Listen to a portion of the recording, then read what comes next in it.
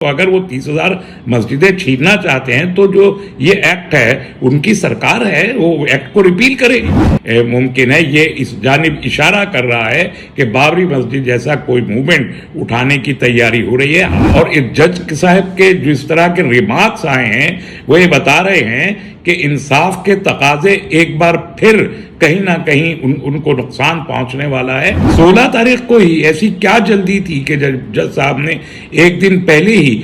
وہ سروے کی رپورٹ کو ریسیو بھی کر لی، اور بغیر کسی تصدیق کے، بغیر کسی تحقیق کے، بغیر سامنے والی دوسری پارٹی کو بھی سننے کی زحمت گوارا نہیں کی۔ اور کم از کم آزاد ہندوستان کی تاریخ میں تو میں یہ کہہ سکتا ہوں کہ مجھے یاد نہیں کسی جج نے کبھی اپنے ججمنٹ میں یہ لکھا ہو کہ اس ججمنٹ کی وجہ سے میری جان کو خطرہ ہو رہا ہے۔ تو جج صاحب اگر ایسا لکھ رہے ہیں تو یہ بڑی عجیب و غریب بات ہے۔ اس کے بعد خود اور بہت جلدی ہم 1991 کا جو قانون ہے اس کے پروٹیکشن کے لیے عدالت سے اپیل کریں گے۔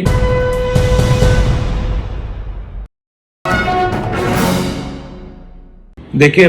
بنارس کے ضلع جج نے آج گیان واپی ماسک کے بارے میں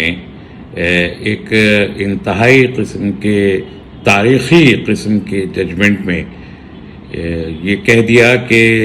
کہیں سے ایک شیولنگ برآمد ہوا ہے گیان واپی ماسک جو بنارس کی ہے اس کے اندر سے،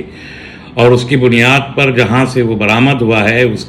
پورے علاقے کو سیل کر دیا جائے، اور وہاں کوئی ایک شخص بھی کسی کے داخلے کی اجازت نہیں ہوگی، اور اس کے لیے وہاں کے ڈی ایم کو، سی آر پی ایف کے کمانڈنٹ کو اینڈ کمشنر آف پولیس کو ذمہ دار بنایا ہے کہ وہ اس ایریا کے اندر کسی کو داخل نہ ہونے دیں، علاقے کو سیل کر دیں۔ یہ بڑا عجیب و غریب معاملہ ہے۔ خود اسی عدالت نے 12 مئی کے اپنے آرڈر میں یہ کہا تھا کہ تمام کاشی وشوناتھ کمپلیکس کی، جس میں گیان واپی مسجد بھی شامل ہے، اس کی ویڈیوگرافی ہوگی اور اس کا ایک سروے ہوگا۔ تہہ خانے میں بھی جائیں گے، کوئی میں بھی، سب جگہ جائیں گے اور اس کی ویڈیوگرافی کی جائے گی اور سارے فریق جائیں گے۔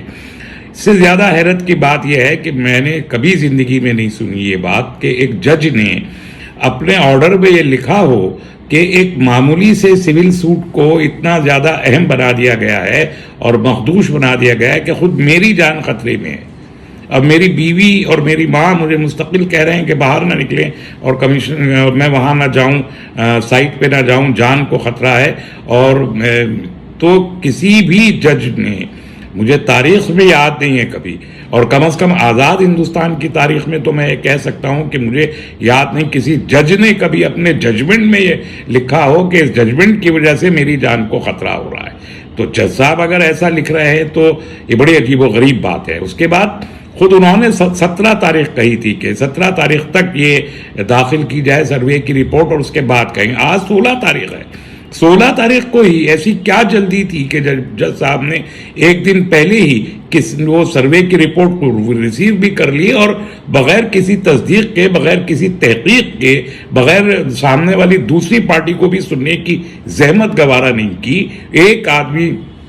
ایک فریق نے کہا کہ ایک شیولنگ ملا ہے، وہ شیولنگ انہوں نے دیکھا بھی یا نہیں دیکھا، وہ اس کا فوٹوگراف اور ویڈیوگراف انہوں نے دیکھے یا نہیں دیکھے، اس کے بغیر انہوں نے اس قسم کا ایک حکم دے دیا، اور یہ جاننے کے باوجود دے دیا کہ پچھلے جمعے کو سپریم کورٹ آف انڈیا میں یہ کیس مینشن کیا گیا، اور چیف جسٹس اور انڈیا نے کہا کہ میں یہ کیس سنوں گا، میں پہلے فائلیں دیکھ لوں، اور پھر شام کے وقت انہوں نے یہ حکم دے دیا جسٹس جسٹس چندرچوڑ کو اور جسٹس نرسمہا کو کہ وہ پیر کے دن یہ کیس سنیں، یعنی منگل کو 17 تاریخ کو۔ تو سپریم کورٹ کو بھی 17 تاریخ کو یہ کیس سننا ہے۔ خود ضلع جج نے بھی کہا کہ 17 تاریخ کو ہم یہ کیس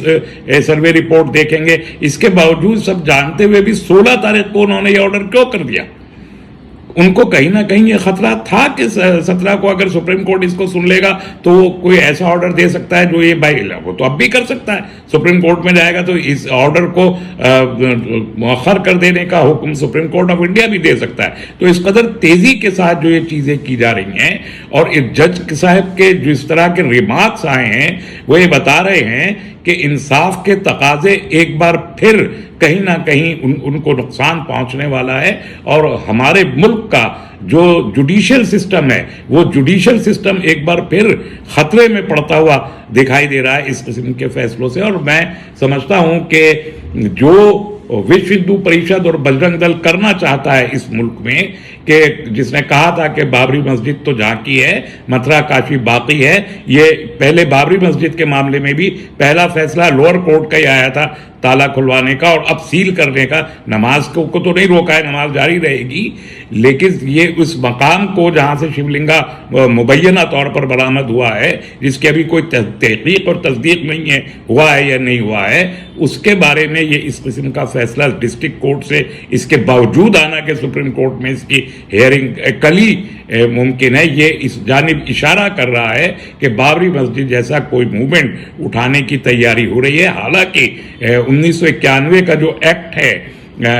जिसमें मजहबी इबादत गाहों के तहफ़्फ़ुज़ को यकीनी बनाया गया है, उसमें ये लिखा है कि 15 अगस्त 1947 के बाद जो इबादत गाह जिसकी जो हैसियत थी, यानी मस्जिद, मंदिर, गुरुद्वारे, चर्च की जो हैसियत 15 अगस्त 1947 को जिसकी जो थी वो वैसी ही बरकरार रहेगी बाबरी मस्जिद के अलावा।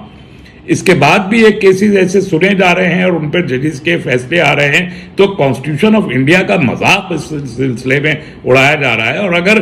किसी को हिंदू राष्ट्र बनाना है तो जरूर बनाए, और वो 30,000 मस्जिदों के ऊपर इस मुल्क में दावा किया जा रहा है, तो अगर वो 30,000 मस्जिदें छीनना चाहते हैं तो जो ये एक्ट है, उनकी सरकार है, वो एक्ट को रिपील करे। 1991 के एक्ट को पार्लियामेंट रिपील क्यों नहीं कर देती? और इसको चैलेंज भी किया गया सुप्रीम कोर्ट ऑफ इंडिया में 1991 के इबादत गाह एक्ट को। तो अगर सुप्रीम कोर्ट, या तो सुप्रीम कोर्ट का इंतजार कर लें कि सुप्रीम कोर्ट इस सिलसिले में क्या कहता है, या फिर आप पार्लियामेंट के जरिए इसको रिपील कर दें और फिर ले लें जो 30,000 मस्जिदें जिसको लेनी हो। और फिर जो इस मुल्क में 30,000 मस्जिदों को खोदना, उनको तोड़ना या उनको मंदिरों में कन्वर्ट करना इस मुल्क के लिए कितना मुफीद होगा, कितना मुज़िर होगा, ये इस मुल्क के तमाम हिंदू, मुसलमान, सिख, ईसाई जो इस मुल्क से प्यार करते हैं वो जानते हैं कि ये मुल्क को किस जानिब ले जाने की कोशिश की जा रही। मैं खुले लफ्ज़ों में इसकी मजम्मत करता हूँ। मैं नहीं समझता कि जुडिशरी में ऐसे लोगों को रहना चाहिए कि जो एक सिंपल से सिविल सूट के लिए अपनी जान के खतरे का इजहार अपने वर्डिक्ट में करें। ज़बानी तौर पर कहीं करते हैं तो बात दूसरी, उन्होंने तहरीरी तौर पर अपने फैसले में, अपने हुक्मनामे में किया है, जो इंतहाई किस्म की, मैं इसे एक जुडिशरी का मजाक समझता हूँ कि मजाक बनाया जा रहा है जुडिशरी का। इस किस्म के ऑब्जर्वेशंस लिख के काबिल मजम्मत समझता हूँ मैं इसको, और मैं समझता हूँ कि सुप्रीम कोर्ट ऑफ इंडिया को इसमें दखल अंदाजी करनी चाहिए और वाज़ेह करना चाहिए कि वो 1991 के उस एक्ट को मानते हैं या नहीं मानते हैं। और इस किस्म की जो शरारतें ये हो रही हैं, इस पर फौरी पाबंदी लगनी चाहिए। और मैं कोशिश कर रहा हूँ, मैंने कल एक वकील से बात भी की थी, कुछ बहुत अहम वकला से, और बहुत जल्दी हम 1991 के का जो कानून है उसके प्रोटेक्शन के लिए अदालत से अपील करेंगे कि वो या तो इसको प्रोटेक्ट करें, या अगर सुप्रीम कोर्ट को भी लगता है कि रिपील करना चाहिए तो रिपील करें, तो ताकि लोगों के सामने आगे क्या रास्ता है वो रास्ता फिर वाज़ेह हो जाएगा कि हमें क्या करना है और उनको क्या करना है।